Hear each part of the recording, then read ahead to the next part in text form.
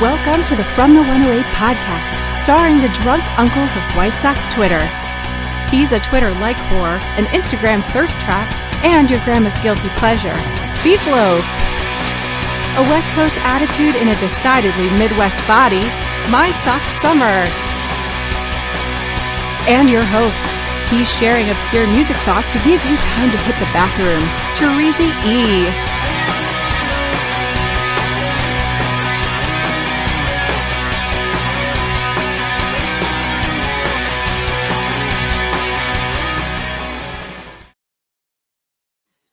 Thank you, Quarantine. And welcome to the From the 108 podcast. Get ready for some baseball, booze, and bullshit. And remember the drinking rules. If Beeflo says allegedly, or that he manifested that, you drink. If My Sock Summer talks about his time on the West Coast, or tells us he simply didn't have time, you drink. Or if he tells us he's a teacher at some point. And if I talk music or Star Wars, you drink. And of course, you can make all of us drink for $1.08 or more. Please, more. But speaking of drinking, fellas, what are you drinking, and are you on the quest? Beefloaf, what are you drinking tonight? Questing, baby. I went and got the old Bombay Sapphire. I haven't had it in minutes. And so we're drinking gin and tonics. I was thinking to myself when I was pouring the first one, I'm like, do I remember what a gin and tonic tastes like? And I squeezed a little lime in there, and I took a sip. I'm like, yes, I do. They're delicious. I don't know why I never drink them. Why do I not drink these? They're terrific. Not a big tonic guy, but I'm now upset that I bought tonic for a future episode. We can still drink them together, even though it's not. That's true. That's out, true. You know? That's true. Well, I'll wait till everything's done and then I'll get back to it. I just don't like tonic. I don't like tonic. No, what's not really. Not really. Turns the off? flavor of it. Yeah. Is it the quinines in there? I like tonic. I like a vodka tonic. Yeah. I used to drink a lot of those in college. That's when I first started blacking out, and then I said, you know what, maybe vodka's not for me. Maybe I shouldn't drink this that much. No, is that what you're having tonight? No, tonight I was like, you know what, I want a little bit of something sweet. I wanted some sweet whiskey or bourbon tonight, so I got the Woodford Reserve just down here, and I was like, this is simple, it's easy. Treasy didn't have enough time to get to the store to go buy anything fun. Hey, cheers, everybody. Drink that. You did make me this, though, so I understand. You had time to make this, so that was good. You couldn't find the guy's face, and then Alex couldn't find the guy's face, which is right on his account. Right on his account. It's not right on his account. Go fuck yourself. Find it for me and show me. I'm running a show right now. It's skinny girl margarita phase. Oh. I love skinny margaritas. I'm gonna be honest with you. You don't need wrong with those. All you need is a tequila and a little Crystal Light club soda and fuck Crystal Light and some lime, and that's it, man. I'm good, baby. Basically a lime and tequila. That's all I need. Treasy, are you questing tonight, or are you not on a quest? Oh, I'm on a quest, baby. So remember, I had that Boda box of wine. Oh, right? Yes. And that shit stays good in that bag for quite some time, like a month, basically. But I'm coming up on that month, and I'm like, I mean, I've had a couple more glasses of it over that time, but I got to do something with it. Yeah. What do you do with it? You scrap together some fruit and stuff that you got laying around your house. Oh, Lord. Yes. Make yourself a nice sangria here. God damn, nice. And I'm going to tell you something. I'm going to tell you something interesting about that. It's really tough to pour it. So we could have a disaster mid-show. Let me know. Not all over your new floors. Come on, buddy. Don't do that. It won't be on the floor. The floor will be fine. It'll be my desk. And possibly. Can't you just drink directly from the pitcher? I mean, what's stopping you from doing that? You know, it's too much fruit in there. Class. Too much fruit in there. So you're not sharing that with anyone, I don't think. Yeah, Unless it's not going to work. Poured herself a glass. Not going to work. She's drinking. She's more than welcome. She's more than welcome to. She's watching Vanderpump Rules and pouring sangria out of your office. I did not make a mess yet. Did you make a mess? That's a fair question, right? He keeps looking at a certain spot. That's why she was asking, because it looks like he's already spilled. That's why he's saying it. Well, that's that's not a problem. Though. That's not a problem. I like JT's advice. It says, just get a big straw. That's all you need is a big straw. I'm not. I don't drink alcohol out of straw. That's a disaster waiting to happen. I won't participate in such things. This week. My sex summer. How you doing tonight, buddy? I'm doing great, and I've been going busy. But it's been great, like getting ready for the season to start up. And I've been so busy, I don't even really have anything for banter tonight. So I just want to say hi, and we'll just keep it moving. I'll get my licks in later. Okay. Well, then I got something for you to talk about. What's up? Go for it. Our guy Jackie Treehorn comes through and says, "Can't believe I missed my own matchup by 2 days. It's an honor to be nominated. Thanks to those who voted Treehorn. To the rest of you, go fuck yourselves." There you go, Jackie. Jackie. Good job, Jackie. You know what's more important than the 108 tourney? Showing up in the comments, giving a $5 super chat. Way more important than my life, personally. All right. That's absolutely right. Absolutely right. Yep. Beef, how you doing tonight? I'm good, guys. So I realized something this week, and I hadn't really known it about. Like, we've been out on the internet doing our thing, and even the 108 tourney, 8 years, and we've been out here, whatever, doing this shit for a long time. And you think you know how people perceive you, but then something happens, and you're like, wait a minute. That's not how I thought everyone thought of me. And so what happened this week is I had my guy Jacob Shiner in one of the matchups in the tournament, and Jacob Shiner posted a picture of his CPA exam scores, and he tagged a bunch of the other accountants, and he said, if you scored worse than I did, you have to vote for me. So when I saw that posted up there, I was like, I know where my scores are. I'm going to go digging through and find them. I didn't remember what my scores were or whatever, but I was like, and I have the old ass shit. See, they're posting shit, but they took the exam like 5 years ago. I passed the exam in 2003, baby. November 2003. These were little kids, and I was passing it when it was still a 2-day exam. It wasn't to take it, all this stuff. So I come in the basement, I look, find my fucking thing. I'm like, I'm gonna shoot a picture. I'm gonna throw it up there, and it'll create some fodder, And what I got was a lot of nice work, Beef, or I wasn't familiar with your game, Beef. And I at first I took it as a compliment, but then I sort of took it as they think I'm a dumb fuck. How did I end up doing that well on such a fucking hard ass test? And so realization set in. Like, I always thought that the Twitter group out there thought I was a reasonably above average intelligence person. And I'm very aware right now that they do not think that I'm above average intelligence person. MSS, can you please tell Beef that he speaks very well? We need a white person to tell you that you speak very well to really put the cherry on top of all this, right? Is English your second language? Well, I mean, people think you're stupid. I like, you know what? I was gonna bag on you when I saw that, because there was 2 areas where you got like C level, like 70 percentals. Yeah, like between 61 and 70%. It's like government stuff and contracts or whatever, and like everything else was really good, but those 2 were like glaring. And I was like, oh man, well, you can't fucking fuck with our contracts now. Like, no, you can't even read that shit. We gotta send that shit to somebody else. You were dumb in 22 years ago. Have you learned? Like, no, I don't think you were. I don't think people think you're stupid. I think I take the cake for the person that is most thought of as stupid out of the 3 of us. Definitely your brother is always been given he's the smartest guy in the room. I don't think I've done that. There it is. Oh, yeah. Crazy. That's the comment you wanted from CJ right there. He says, exactly. You're very articulate, Beef. A credit to your race. Exactly. That's what I was expecting for the next comment. After that, I was like, these people think I'm a goddamn fucking moron. Well, when I'm doing this, I'm thinking to myself like, okay, so let me ask you guys then. Let's put it into perspective. Let's take 3 movie characters, and you tell me which one the White Sox Twitterverse thinks my intelligence level is at. Okay, and I'll give you the three characters. Number 1, Tom Callahan Jr., played by Chris Farley in the movie Tommy Boy. Okay.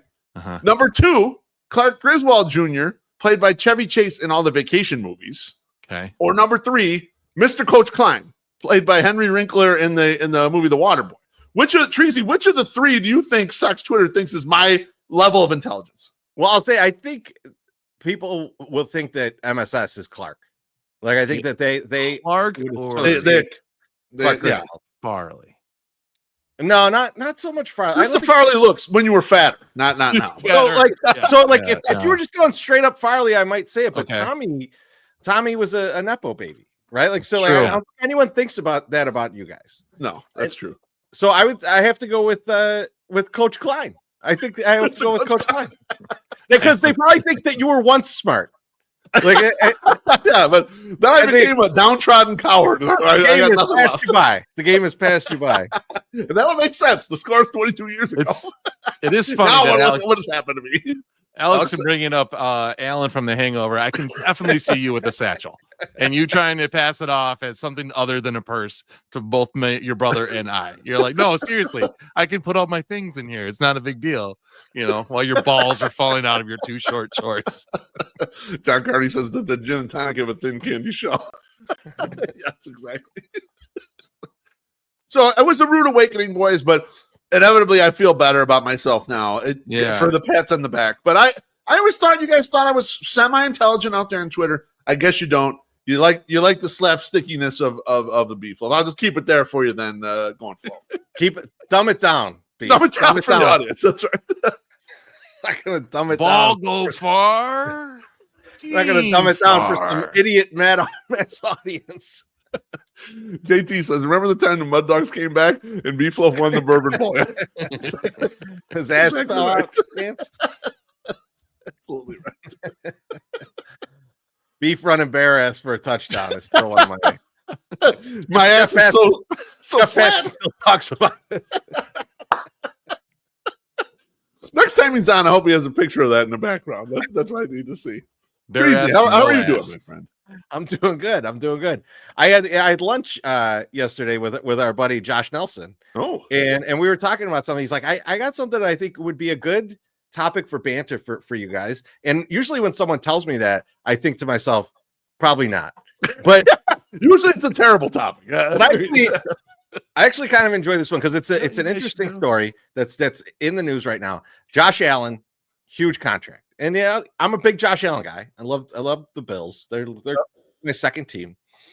$300 million contract.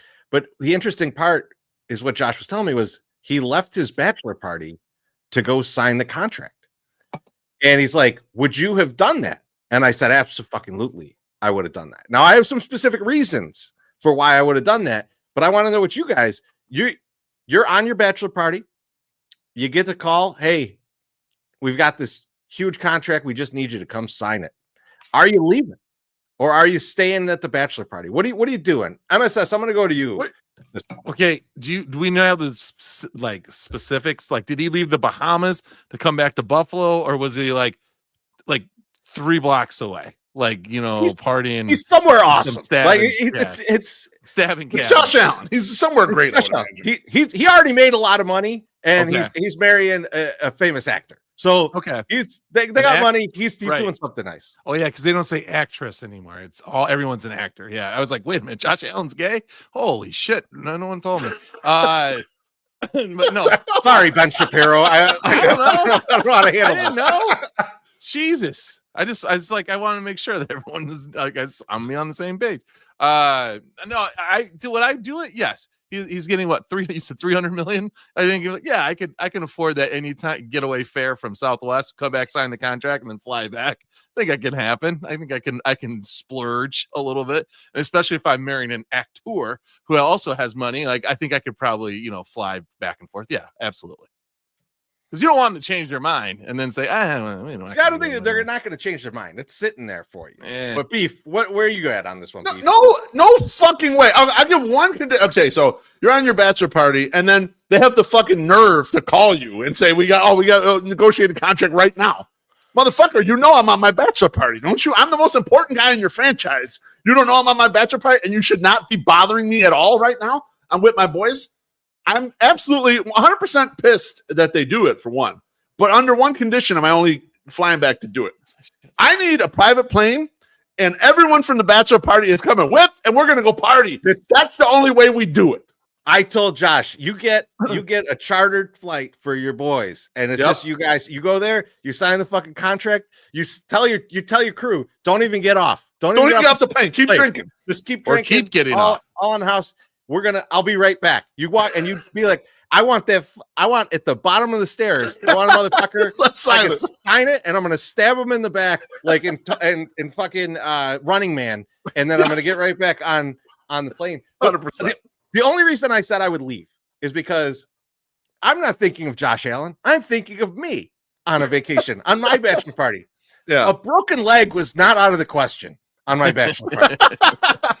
Falling off a balcony in New Orleans was not out of the question. I could have a career-ending injury on my bachelor party. So I was like, you know what? I would sign that motherfucker, go right back to the bachelor party, and then really feel like nothing bad's going to happen here. And even if it does, $250 million guaranteed.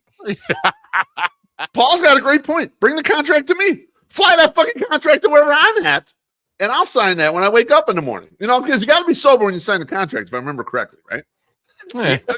Technically. But could you imagine that? What kind of sober? Sammy Davis is correct, though. He goes, how don't they have DocuSign? Yeah, exactly. Just click a button. There's my signature, assholes. Let's go. I'm sure they do, but they want the picture of you, right? But that's the other thing. Like you're at the Circa Club Swim, and they bring you the contract at the side of the pool, and you just sunstroke. It's just like you guys fucking signed it with a crayon, one of those really big crayons and a really big contract, and you just walk it through like the really big slot machines they have out there. Help me out, fellas! Help me sign this. Yeah, here, you hold that side, I'll hold this side. Like, hey, bring him the big flex, Pappy. He says that's the test. You got 62% on. You relax there, okay? That was a segment of the testing. And when I was going to bring this up to the other accountants. You guys won't give a shit. But I remember when I was studying for the exam, I had worked in the industry, so I knew tax, I knew audit from practical experience. So then studying for the other parts, when I got to the governmental part, I shit you not, I could not make it make sense in my head. I memorized all of it. I just memorized all the shit that they had in the booklets or whatever, because I'm like, none of this makes sense to me. Which shouldn't be a shock to all of you how the government works. Can I ask a question? And if I remember this properly because I mean, this is our early 20s, and so my drinking was at an all-time high, and possibly other things. So I want to remember if I remember this correctly. Okay. So I feel like you took it twice, and the first time you took it was because there was like some amount of hours of school or something that you had to have, and it was going to get changed, but you could get grandfathered in if you take the exam, and you took the CPA without studying. Correct. And just correct. Got annihilated on the exam. Like you got like a 0. I don't know. That is correct. No, I got like a 50 something on the test. I did terrible, but it was just to grandfather me in. And then the last one I took, I want to say it was like the last one where they started before they transitioned. But that one I studied my ass off for, and I could remember you guys would all be out somewhere, and I'd be studying on it. My wife would go and meet you, and then Mrs. Beef and I were probably just married.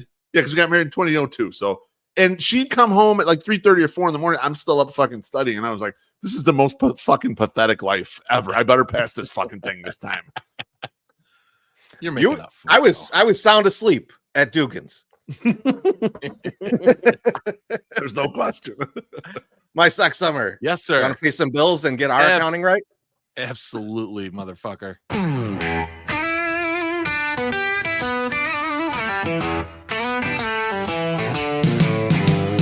Fish fry Fridays in the windy city haze, rolling to Lawrence for that holy praise. Breaded kites of Savior wrapped in paper gold. The smell of fried shrimp and never gets old. Down in Lawrence is on a Lenten spree, fish and shrimp, feeding salty souls like me. Forgiveness served on a platter real hot with tartar and ketchup. This spot just hits the spot.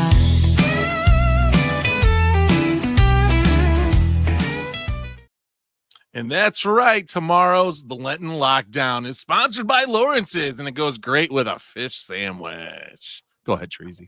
Can I answer a question real quick? Love it. Because Mark in the comments Yeah, says, Beef, can you confirm I saw you around Union Station yesterday around 4:30? If not you, a very similar looking dude. It was probably me. Yeah, I work generally over there. So yeah, yes, that was probably me. Poor guy, other guy. Come by and say hi. Stop by and say hi. People would come up to me. I remember I was walking across the street and Tony the Membo was walking the other way. He saw me. We had a big hug in the middle of the street. Two huge guys having a big hug in the middle of the street. I think I saw Dr. Ducky near my office the other day. Did you? But yeah, like maybe a week ago. And I was like, I don't know. Like I just, Not sure. like walking environment. up to somebody and going, "Are you Dr. Ducky?" You gotta go a lot of different ways. Who the Most of fuck them asked did. you, motherfucker? And then it starts. It'd be amazing busting if he was like, "Oh yeah," and just hands me a brick of cocaine. I'm like, oh shit, Thank you. not Are the you- Dr. Ducky I was looking for. out. Are you the gatekeeper? Yeah. Well, guys, I think it's time for some White Sox talk. Let's get into it. Shit. Let's get into some White Sox talk. We got the biggest news of the week, which is Colson Montgomery getting optioned down to AAA. And Beef, you wanted to ask the question: is this just some White Sox fuckery that's going on, Yes. or is it something else? And so I'll kick it to you. I have some thoughts on this, but like I want to hear your thoughts on what you think's going on here. Yeah, so just in general, I just want to give a general take on the Chris Getz era. A lot of people are like, well, they just promoted the guy from within. He sucks. I'm not paying attention to him. And that's fine. I understand that perspective. For me personally, I've generally been open-minded to the Chris Getz regime. But as Avon Barksdale told Stringer Bell on the Wire, after Clay Davis rain made him, they saw your ghetto ass coming from a mile away. And we as a collective fan base saw this White Sox bullshit coming from a mile away with Colson Montgomery. Chirizi, you and I talked about it before the season. They're laying out there. Nick Ahmed was out there. Jose Iglesias was out there.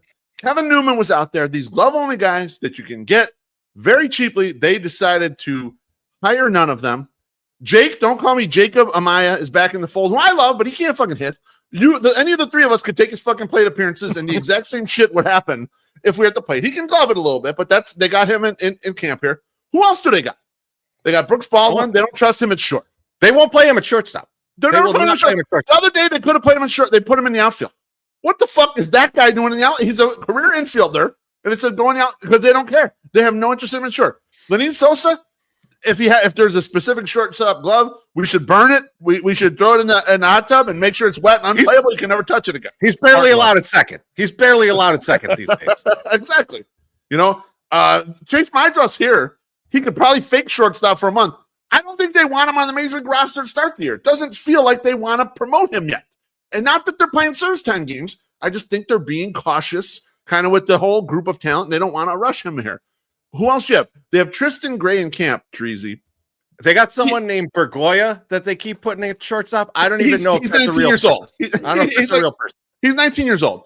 This Tristan Gray guy, 28, and he has a grand total of 5 major league plate appearances. 5.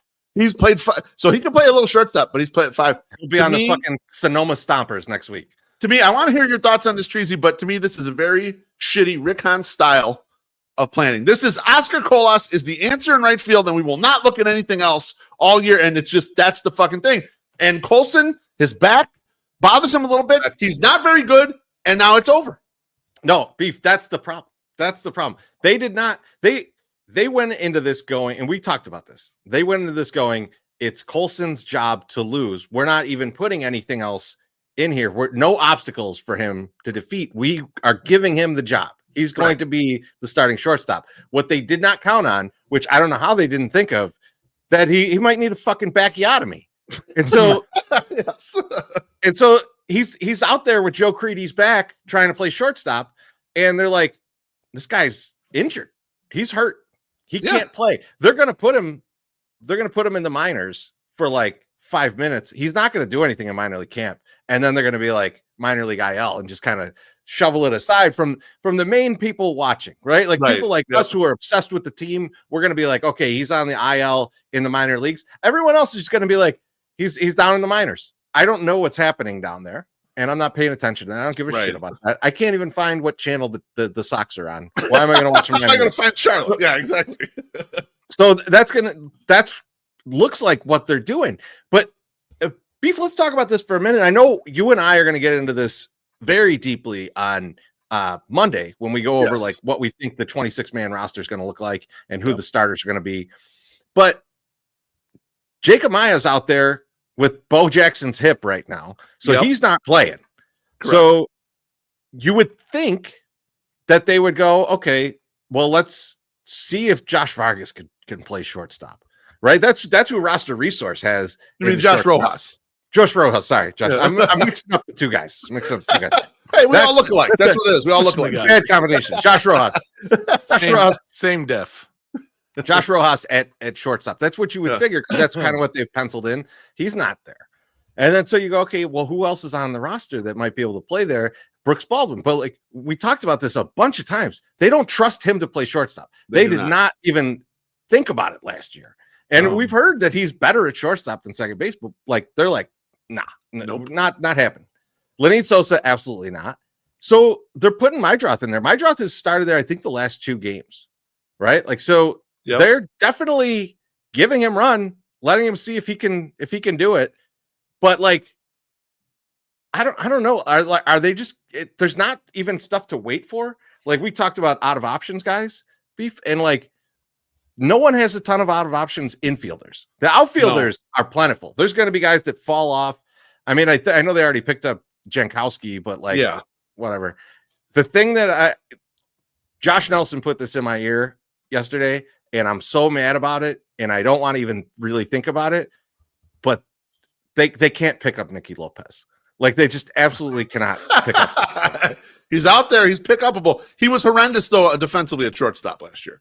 At second, very good, but at shortstop, he was kind of very much washed. And so, like, what would be the point of that? Like, if you're going to pick up a guy, you're either going to hope for one of the 2 skills for the covering over the time of Colson. I agree with you, Tracy. I think their plan is get Colson healthy enough, get him enough runway. Like, I assume if he is semi-healthy right now, they're having him play simulated games so he can get 10 plate appearances in a game or whatever. Remember they would do that shit? They do that with Jim Thome when he would, like, his shit was going to be all fucked up. They'd send him down to Arizona and he'd play in a game where he'd get 15 plate appearances. Like, they would just keep batting him so that he got a lot of reps and he got ready. My assumption is they're going to do something like that to rush him back here, because that is the option. Like, they painted themselves in the goddamn corner here. That's all they got. And like, what do you do if Mydroth stinks at short? Like, on the defensive side, like, he can't cut it. I don't know. It is weird that they haven't learned that they still need to pick up somebody and have some reserve players. I mean, we've struggled since Austin Jackson at like having people slotted in to like pick up that position. And here we've done it again. But I'll say this, the reception to this news on Twitter, X, was very, well, he's not ready. This makes a lot of sense. And a lot of people said that. And like an overwhelming majority of people said that. And I was reading it. So to hear Chirizi talk about how he's broken and he's going to be on the minor league IL, I'm like, what the fuck? I thought other people just knew more than me. And they just like, he's probably just not there yet. But yeah, he probably is hurt. And they're just like, let's just hide him down there for a little while. But yeah, I mean, we're fucked. If he's not good, you know, that's the one that he was the last one that they really hung a lot of hopes and dreams on. You know, with the last regime, you know, and they kind of put the future squarely on his broken back, you know, like it's sort of like, that's what it is. This is the guy. They put so much on his back, it fucking broke it. It broke it. So I know that they've been better about that. Now, I did hear that Venable was saying that you needed to watch the guy that we're going to talk about later all the year. Like, he's the one you really got to watch. But like, fuck, I mean, don't do that to these poor guys. Let these guys put their own foots in their mouths. Let's not do it for them. Okay. So just let them show it on the field. Exactly. Totally agree. Just say, hey, we're not going out here just to lose. We're going to be contenders in this motherfucker. Really? Okay. But we'll see it. Beef, I think with everything in sports, the most boring option is going to win out. And we're going to have Jacob Maya will be healthy enough for opening day. And we're going to have Jacob Maya at short. And we're going to have to watch him come up to bat with a fucking wiffle ball bat and just not even have a chance. Yeah. That's what we're in for at least April. Yeah, no, you're right. He'll hit 9 for a month and strike out 45% of the time and be absolutely horrendous at the plate. Glove it enough where the pitchers are happy that there's actually someone picking up the ball at shortstop. But it just seemed like such a obvious, unforced fucking error that you could have brought in a random glove man and promised the guy, look, we'll find you some work in and around the infield. We won't just insta-cut you, if Colson beats you out for the spot. We'll keep you around here. But they weren't able to massage that, and it's unfortunate.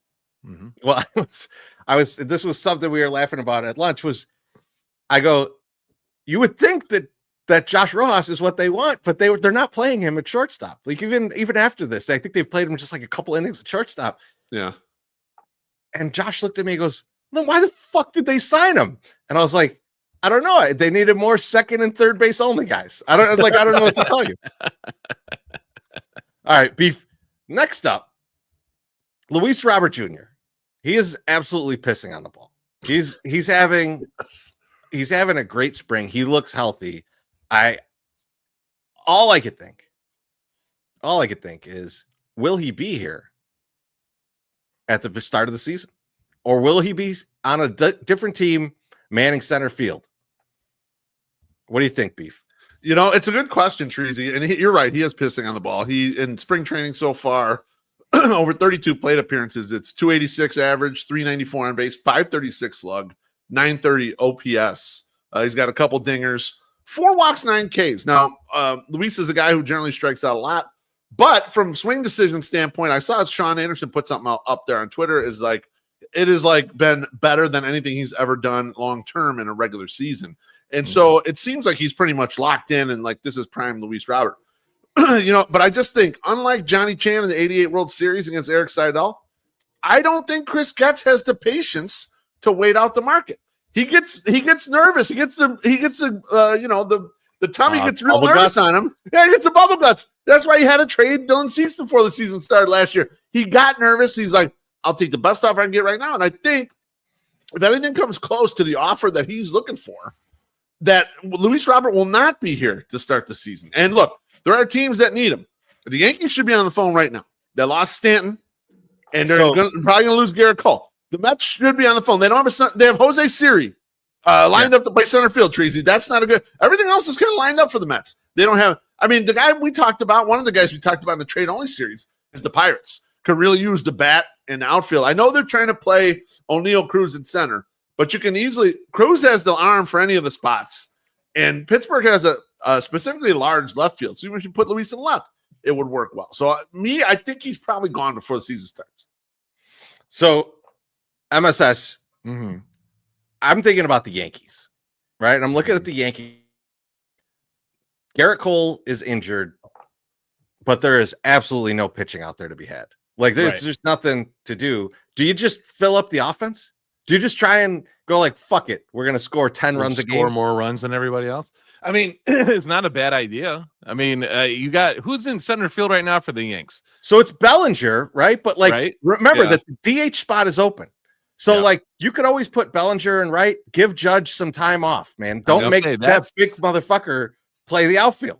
We've seen what happens when he's played the outfield. Most recently in a World Series game, didn't do so hot. That's why they had to move on to center. You're right about that. So yeah, I mean, you can't always go wrong. And for a team like the Yankees, I mean, overspend, overshow, like have everything there, right? Like this, make sure that you're safe.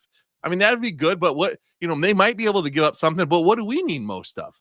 We probably need most of pitching too, right? Like, but minor league, like minor league pitching, minor league hitting is really what we need. Yeah, we need lots of bats.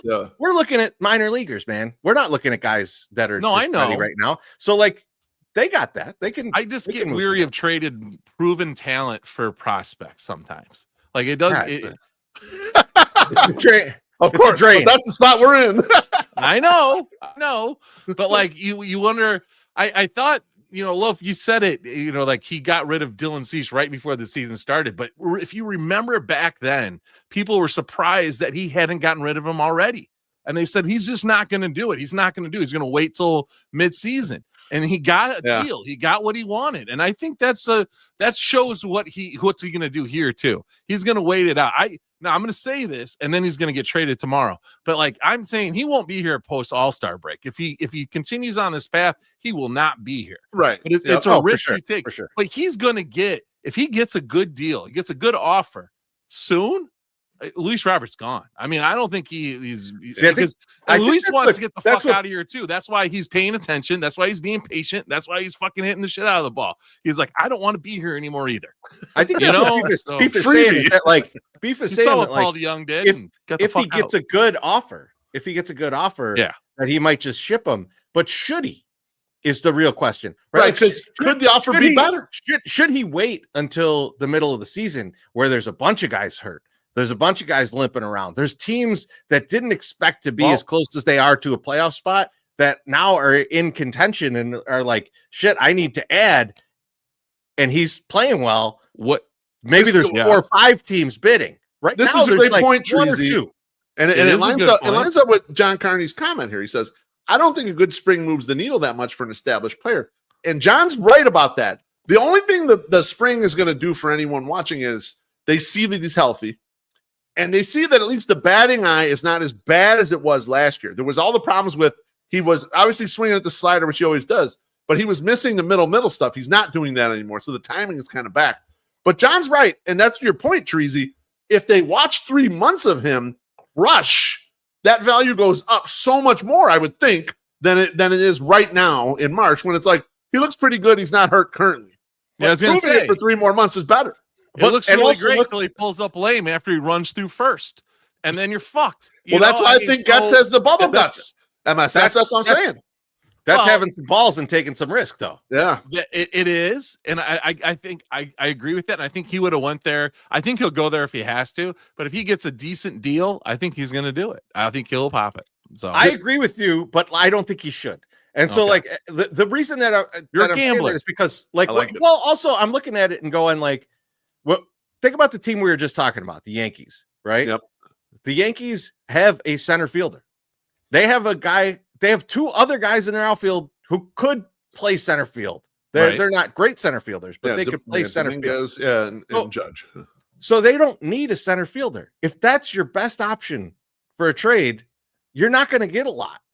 They're not going to be poised to give you. They're not as needy, is what you're saying. Yeah, right. And so you need like 2, 3, 4 teams that really could use Luis. Like everybody could use Luis Robert, but that need him in a very specific way. And that market's just not there right now. And if you trade in a market like that, it's like when everyone knew you're going to trade Iverson. They're like, hey, I'll give you the least amount of shit possible for that guy. That's a good point, Treasy. Let me tie that to a couple comments we got here. So Mark Mayer says, I think getting rid of Luis will be a mistake. This front office hasn't been able to put a right fielder out there. Why would they be able to get a center fielder of that caliber? That's true. And then Gene Paul Kelly says Robert's contract's very friendly. Sox need to exploit that. And the guy was good at team friendly trades. Was fired in 2020. He was actually Han. That was the one thing he could do well. But it points to something that was in the back of my head. I don't know if you guys have thought about this a little bit or not. And we're going to talk about the potential future owner at the back end of this segment. But if you're Chris Getz, do you say, maybe let's hold Luis and just see what happens financially in a couple of years and see if we get in a position where we could extend him and say, look, at least to the All-Star break, and maybe through the end of the year, we'll say we didn't get the offer we thought we were going to get and gamble it. Like that would be an even bigger gamble. But if you did get the financing in, that's a different ownership group. You could afford to give Luis Robert a lot more years. Now, they may have other ideas with regards to the risk, right? Maybe the injuries or whatever is like a no-go for this idea. But the point stands what Mark was saying. Good luck finding a center fielder that when he's out there is that goddamn good, and the White Sox haven't been able to do it. So I'm interested to see, like, how much gamble does Chris Getz have in himself? I don't think he has a lot, but I'd be interested to see if he does have a lot in some spots. I'd love it. I'd love it if they kept him. I'd feel real good, even if I'm looking at him going like, I get 100 games a year out of Luis Robert. Give me we're trudging through this fucking terribleness, Beef. Like he's one of the bright spots that you get to go and watch, man. And like I want to watch him on a good ass team. I want to watch him on a good ass team again. There's no question. I had Courtney Finn come on the Ajou, and I was telling her like what a joy Luis is to watch from our seats play defense, because we get a great viewpoint from the 108 to watch him play center field defense, and he's so goddamn good. And it's like one of the few bright spots on those teams is watching him play center field. It's like it's just nice to watch aesthetically. You're just looking at his ass. Oh, it's not bad. Now, Beef, you had Jordan Lazowski from Sox on 35th on the Ajou the other day. I did. Not too long ago. And he laid out who he thinks the starting rotation is going to be for the White Sox, which was Davis Martin, Jonathan Cannon, Sean Burke, Bryce Wilson, and who was his fifth starter? It was Davis Martin, the number one starter. Number 2 was Martin Perez. Number 3, Martin Perez. Sorry, I don't know. I blanked on Martin Perez. And then 5, Bryce Wilson. Now, I don't think that's the starting rotation. Okay. I think myself and probably my Sox Summer thinks that they're going to give Shane Smith the spot in there, man, and say, let's see what we got. And Beef, me and you talked about this a little bit too, of like, if you're going to try and get the upside out of your Rule 5 pick, you took him 1-1, Rule 5. Gotta do it. Aren't you going to try and start him? And so my question to you guys is, let's assume that he gets in there. Who are you taking out of this rotation? Who's not in the starting rotation to start the year if you put in Shane?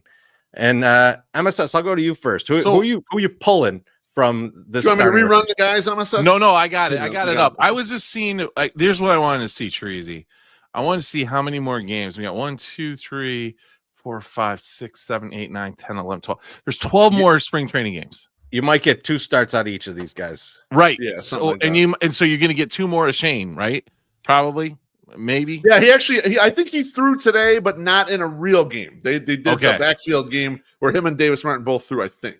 So what I would say, and I would agree with you, Treasy, if he throws another game where he does what he did against the Dodgers, sure.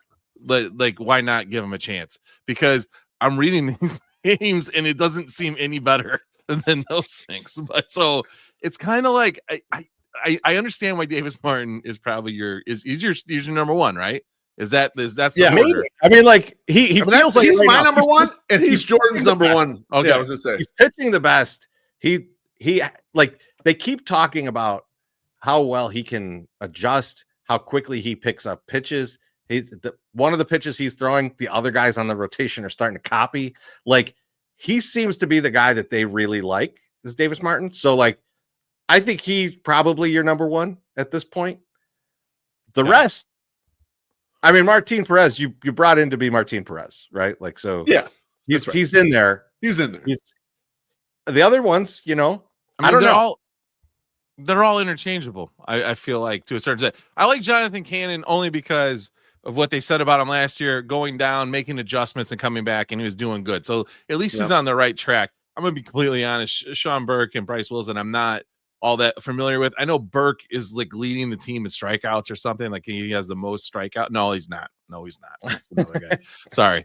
Just another white guy. But yeah, so it's, no, I if I see 2 more good games as Shane Smith, then I'm for him, like, getting a shot.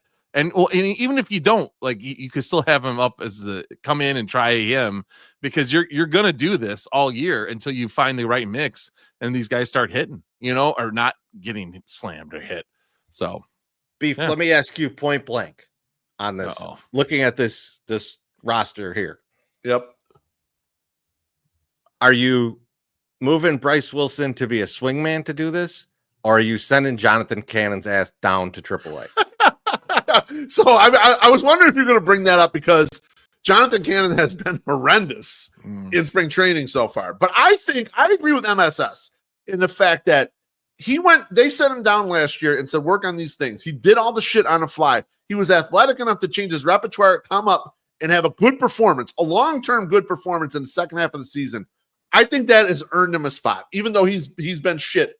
Now, it does make it a little tenuous when you start leading out into the season a month, 6 weeks. And the reason why I think it also makes it curious if you want to give Shane Smith the 5th spot in the rotation, because he's a Rule 5 guy, and you want to reward a guy for doing well. You want to say, look, you killed it. And Shane Smith's actually tied with my guy Penn Murphy. He's gonna be such a big beef loaf guy. Penn Murphy has 9 strikeouts, and so does Shane Smith, and Grant Taylor does too, but he's in minor league camp now. Those are the top strikeout guys for the White Sox. You want to reward him and give him the spot, but then in 3 weeks into the season, when Drew Thorpe's healthy, what do? Right? Do you want to say, hey, Shane Smith, you were a starter, but now the guy that was the number 1 guy in the Cease trade's fucking ready, and he was great before he got hurt last year.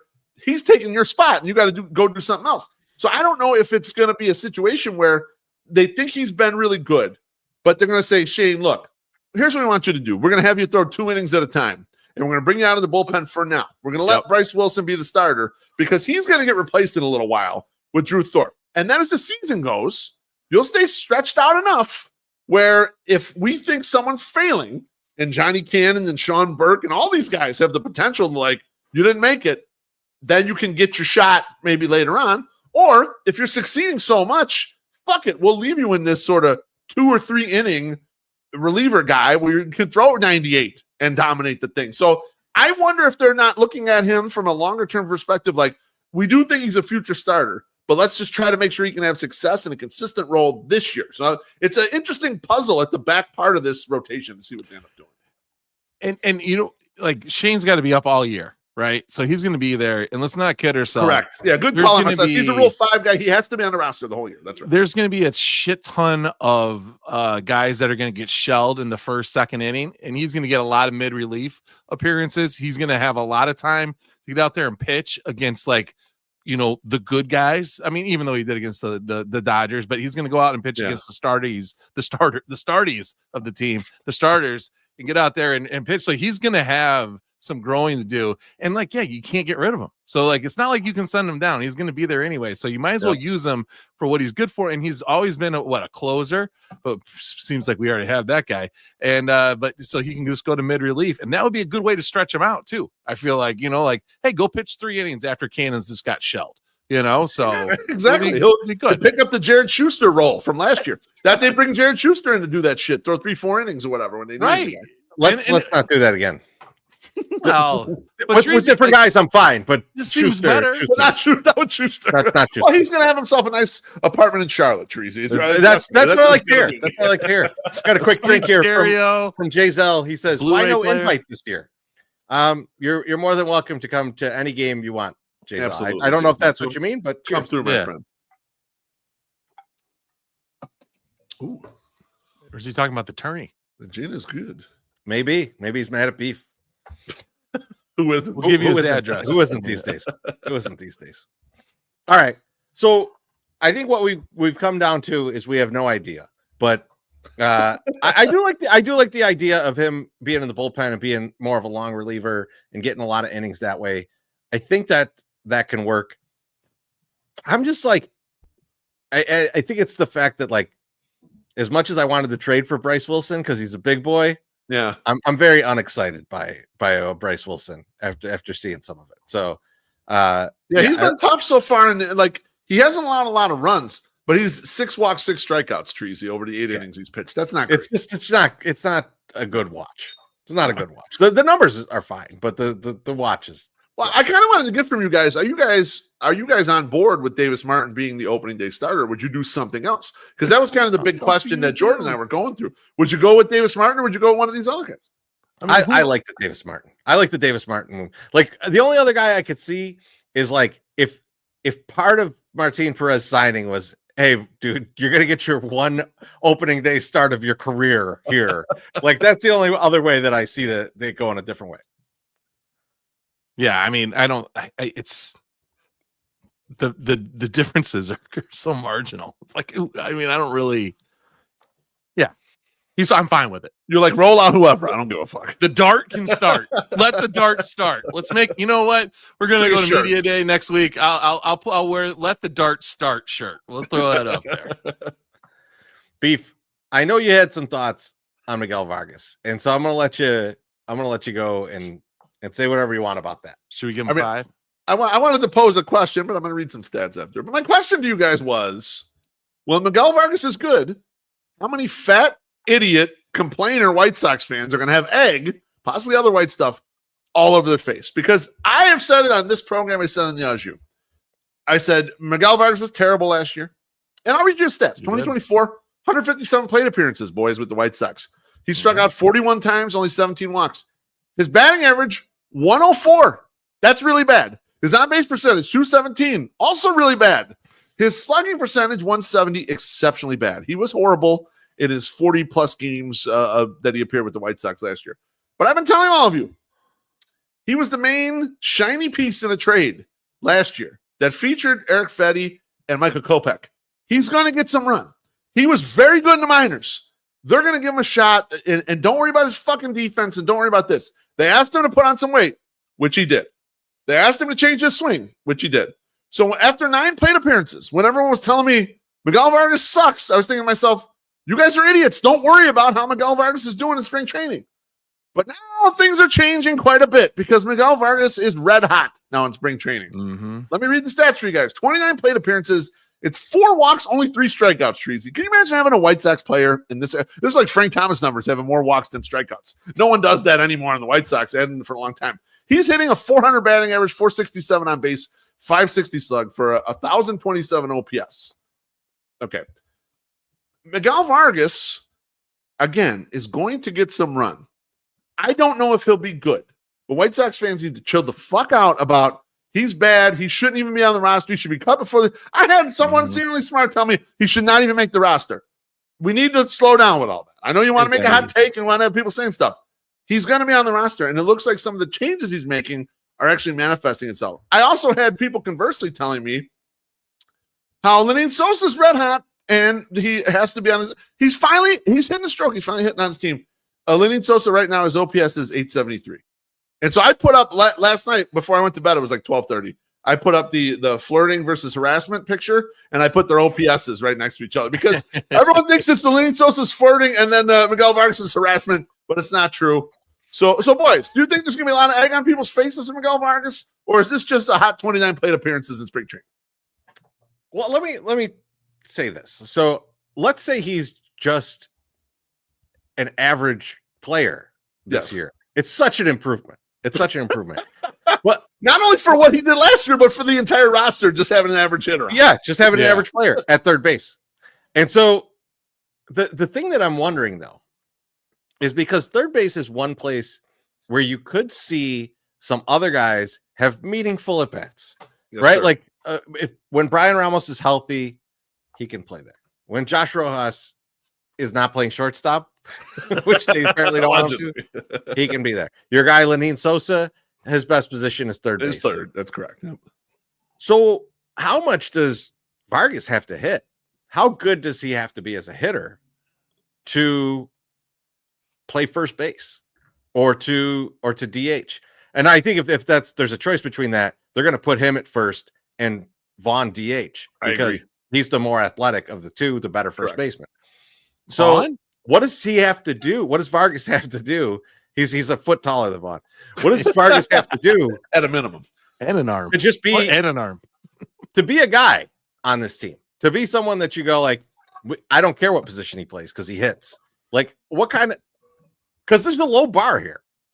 What does he got to do to be? Oh, yeah. I mean, for me, he's like, if he's a 110 WRC plus, Treasy, and it's like 23 home runs and 75 RBIs, that's a terrific surprise right there. That was just like, we got found money right here. You know, like this, you thought this shit was something you're going to cut, and now he's definitely in the mix. He's going to be on this roster. I was trying to make the point. I did a solo out. I was trying to make the point that the White Sox are just trying to find reasonable hitters because they were so bad on offense. Find the hitters first, then find the fucking positions to put everybody in. And so that's why I was making the point of like, if they're going to play him at third, it's just because he's comfortable there. If he's comfortable at first, play him at fucking first, but figure out the guy can hit. Like MSS said last year about Vaughn, he gets confused when he has too much shit to do. If you put him on DH, better chance to hit. And that came out of your mouth. I remember at one game I was thinking to myself, I think that's correct. He seems like he should just don't focus on anything, Andrew, but hitting. We're not going to throw you the ball ever. Just sit there on the bench and then you hit. I don't even remember saying that. That was the whiskey talking. But, you know, Sox fans are remembering him last year and they're judging him unfairly for the situation that he walked into. Yeah. And if you saw Michael Kopech, they were talking to him in the locker room just the other day, and they were like, hey, your emotion, in the World Series and all this stuff. And like, this was a guy that sucked ass, for the first half of the season, and then just flipped it. And when he got to a good team and that vibe was so good, and Mike is just a good guy just in general, and just like absorbed all those good vibes, and he absorbed all that good luck, and he just went out there and was a motherfucker on that mound. The reverse has to be true. If you believe that you can get pumped up, you can also be brought right the fuck down. You were just on a team that is poised to win the World Series. Now you went to a team that you're poised to maybe lose the most games in major league history. And you're fucking like, they're like, oh, you're like, great. Well, I'll just work into the rotation. You're like, no, motherfucker, you're starting at third now. Like, you need to go now. We need you now, yesterday. We need you out there yesterday.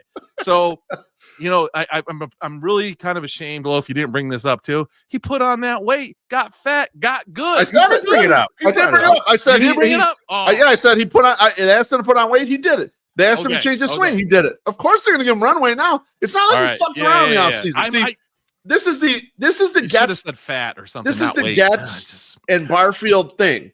If they put a guy on a plan to do some shit and they do the shit, they seem to be good about like, we're going to give you a chance with this. We're going to work with you and try to give you a shot. Agreed. He did the shit that they asked of. So it would upset the apple cart, not just this player specifically, but everyone else you're asking to do shit. If the guy did the shit and you said, "Oh fuck you, you're out of here," they're not going to do that. So that's why they're going to give him a chance. Like poor Vargas put on this weight, can't even see his dick anymore, and they won't even let him start. What the fuck? Come on, swing it back. I let him get up there and take some cuts. I like that MSS thinks like the guy puts on like they're like, hey, put on some weight and stuff, and he thinks he like went and ate ice cream for a month. Like, yeah, just put it all right in his gut. Just that's where the power comes from. Yeah, he's on the John Kruk plan. Hey, work for John Kruk, motherfucker. Slow down. Jesus Christ, he's still an athlete. Beef Loaf, you've got a conspiracy theory. Let's call it a beef spiracy. And I want to hear what it is. Like, lay it on me. Let's me and MSS react to it. Sounds good. So we had John Greenberg on the podcast to talk a lot about the Justin Ishbia and his group buying up some minority shares of the White Sox. And Sean Anderson reported actually shortly after the deadline for the minority owners to respond if they would sell, that the majority of them did sell. So Justin Ishbia and his group, they've grabbed a bunch of minority shares. And we were discussing a lot of things in the conversation, kind of what a future ownership could look like, the help with building the stadium, et cetera. And one thing that I had as a question that I didn't get a chance to ask, we had run out of time, and I the way we do interviews, we try not to force it, and we go around the horn. And it's like, if one of your questions ends up out, it just ends up out. Yeah. But one question I had was, the White Sox suddenly, out of nowhere, had the impetus that they were going to build a brand new academy in the Dominican Republic. And they don't have money for anything else. And I looked up, how much does the Dominican academy cost? And it costs somewhere between $15 and $20 million to build an academy in the Dominican Republic. And so my mind went right to the spot of, did Justin Ishbia give them a little gift? Either personally saying, I will put up the money to build this academy, Jerry and Reinsdorf's, if you let me in on some of these shares. I've been talking to the Twins, but hey, I'd love to get in here. What if I just give you a little something? I put some financing in here, and the real estate deal is my deal. Or I gather up the group to buy and put this together and start building this. And you know what? It can be, I can own it, but you guys can just use it or whatever. He's got deep pockets. Would it be like one of these tokens of, like, you do it for the Godfather? You do a little gift for the Godfather just so you can get in his good graces. What do you think about that, Justin Ishbia potentially being the money behind the Dominican Academy? Treasy. So I like this idea. And so what it really kind of builds up to in my mind is that the Twins play was pure leverage, right? Like this, like he's been trying to get in on the Sox. We know that he bought shares a while back, trying to start building up his ownership stake in the White Sox. It has been what he wants. And now that the Twins were available, now other teams have been available too, that you can kind of get in on. We didn't really hear his name around anything else, but like someone in division that's wide open for a sale, he puts his name in there. And like, either he was totally serious about that, and then the White Sox got nervous and they're like, wait, this was the guy that we kind of wanted, and they're gonna don't go anywhere, or come back here. Or it was a pure leverage play in the Sox because Jerry is just like, fuck it, I'll just own this team forever. He felt, all right, maybe I need to get like another little cherry on top of this to really reel this in. I like that idea, Beef. I like that someone would be courting it that hard, because I want to believe that like he just really, really wants to own the White Sox, but I can't get there. I can't get that all of those things were occurring. I'm at the point where I'm just can't get that he would own it, maybe rent it back to them for a small sum, and then figuring this is gonna be all mine anyway, maybe, so it worked for me. Maybe, but like to me, it all has to be right? Like it all has to be connected. It has to be that he was also just using the Twins as a leverage play, which I love if he was, but like I don't know that was what was happening. And it's a lot. It's a lot to put together. It's a lot of pieces to put together for me. MSS, where you at, baby? You with me or you with Treasy? I'm not with you either. But and the only reason I'm not with you is because I don't think that your definition of a conspiracy theory and mine like line up. Like I think there has to be some type of factual evidence to be like an anonymous third party donor did this or something. You know, I need a little bit of like a blip supported out there. Yeah, I need a little bit of a blip that would just say that. Like you remember like when Dallas Keuchel threw the game in the 2020 wild card. Like, you know, like what he said was like, oh, we got help coming soon. You know, he said it later. You know, he's like, I know the guy that can come in and lead this team. Like he was putting little hints out there that he had thrown the game, and only this guy right here picked up on it because he had one of the worst games of the year. But that's a conspiracy theory. This one, not so much of a conspiracy theory. I feel like Jerry really likes the Ishbias because they're fucking loaded, and he doesn't seem to be wanting to leave Chicago. And so I think he's just like, yeah, this could be the guy that comes in. Now, I don't disagree with you, Love. I think this is something that he could do. He would 100% do this. Reading about him and his brother just giving this multiple millions of dollars to Michigan State for like, we need some batting cages. And he was like, I'm going to make you 500,000 of them.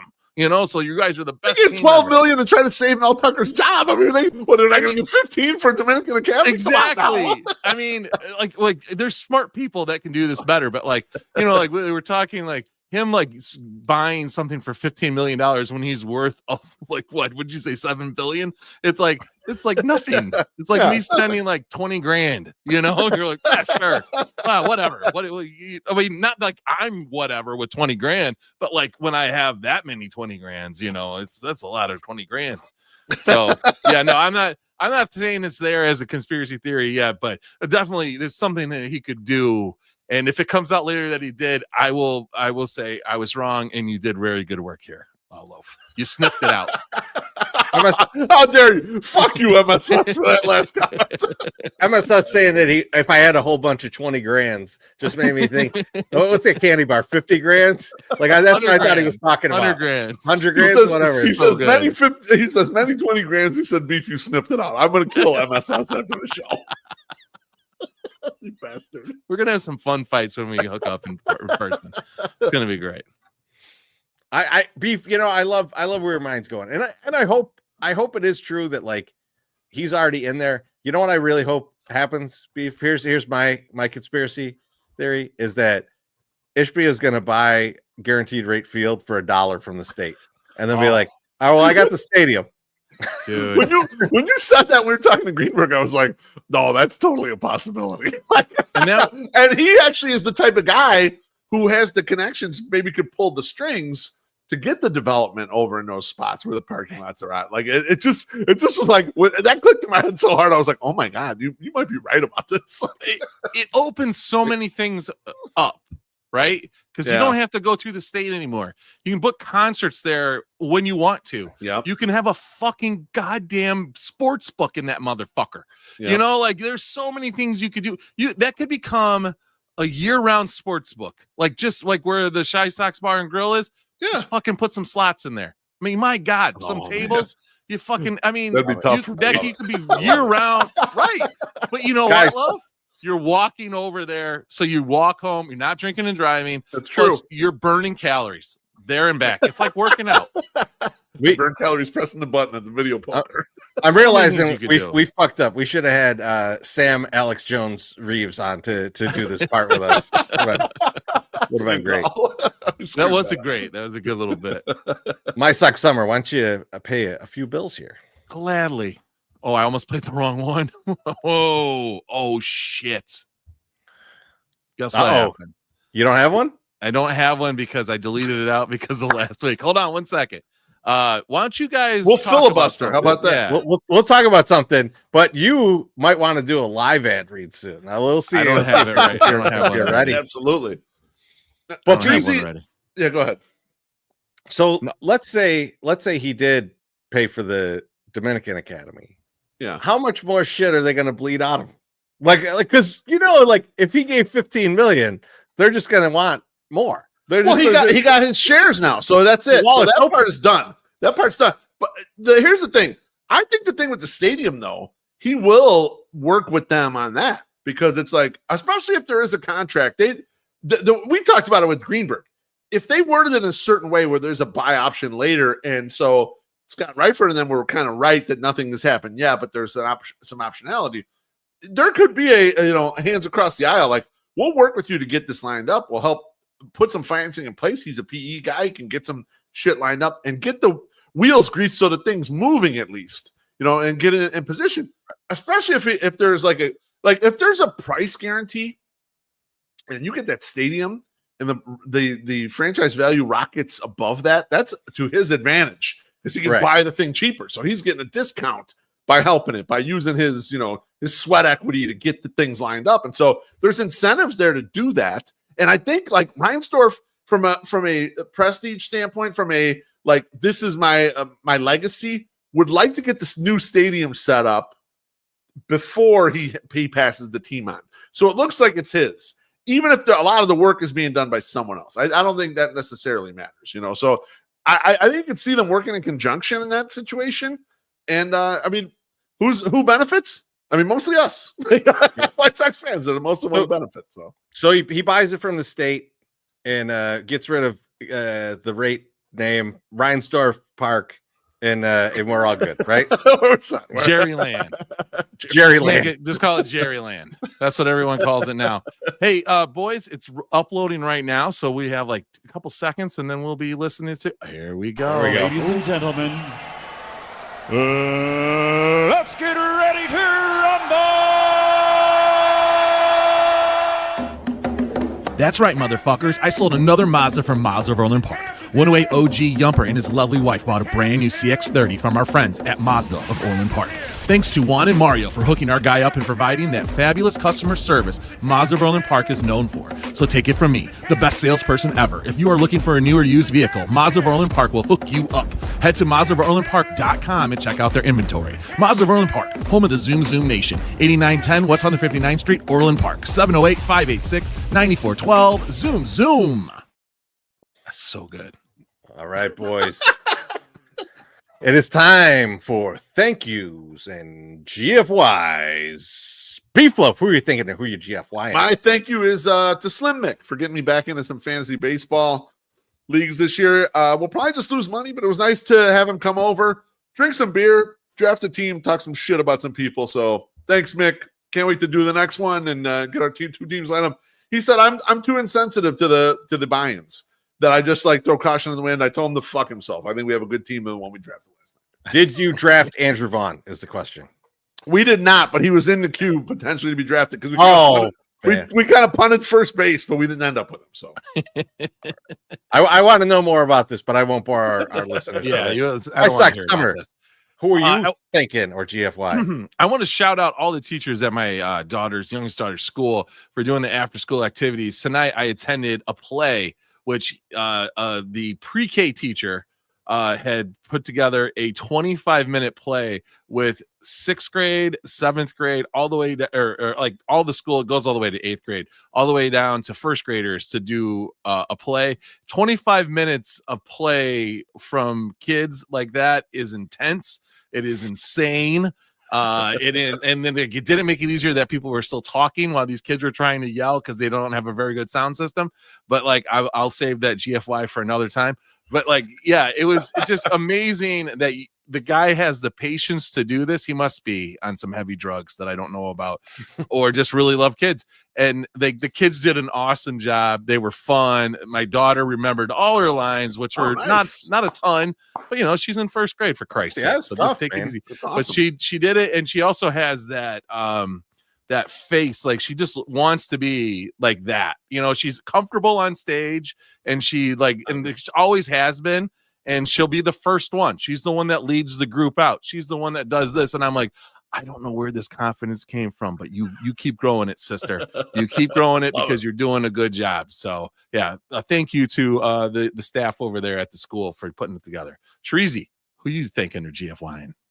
Well, first I'm thinking everybody who has bought tickets and will be there on March 26th for opening day eve. If you don't have tickets yet, go to 108.ing/eve. Get those tickets, man. It's going to be a great time.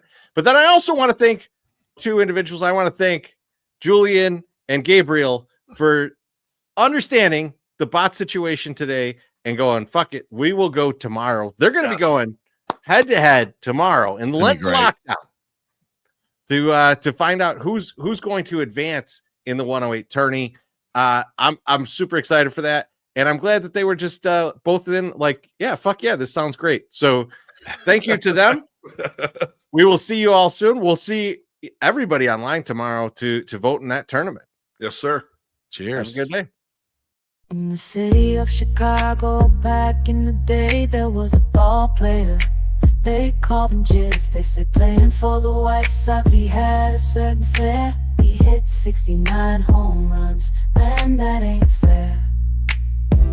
He swung that bat like a wild tornado storm. Every time he stepped up, he smashed it. It was the norm.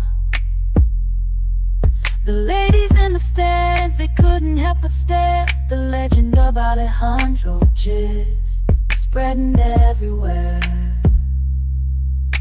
Ooh, Alejandro Jizz got the magic touch. On the field, he was a king.